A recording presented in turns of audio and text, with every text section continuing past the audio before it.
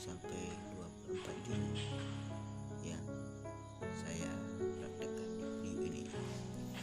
Semoga dapat bermanfaat untuk kesigapan.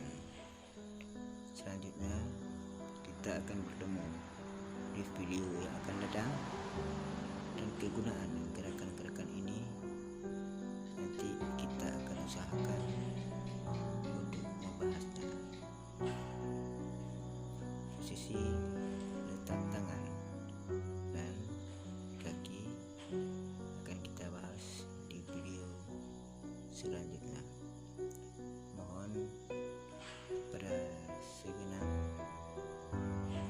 murid dari Pesterapi Aceh maupun yang ingin mengikuti gerakan kita ini, agar gerakan ini digunakan untuk belajar melatih diri bersabar dan mempergunakannya untuk hal-hal kebaikan sesuai anjuran dari Maha Agung kita.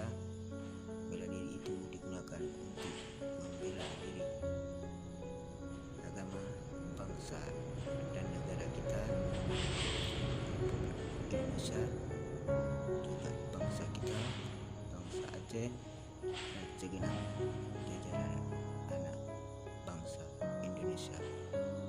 Semoga saat kita telah lancar mempelajari beberapa juru-juru dasar, nanti saat kita kembangkan juru-juru ini akan terpecah satu juru menjadi 4 gerakan yang dapat membuat patah dan mematikan lawan. Latih dengan hati-hati.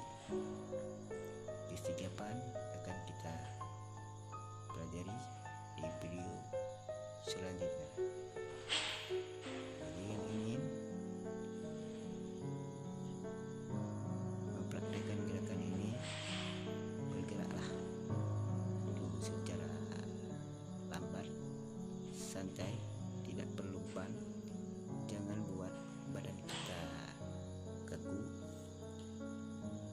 santai saja untuk pernapasan kita, maka kita akan dapat manfaatnya dari beberapa gerakan ini. Semoga di video selanjutnya kita dapat berjumpa. Wassalam dari kami, Perguruan Silat Tradisional Aceh, Pendidikan Islam.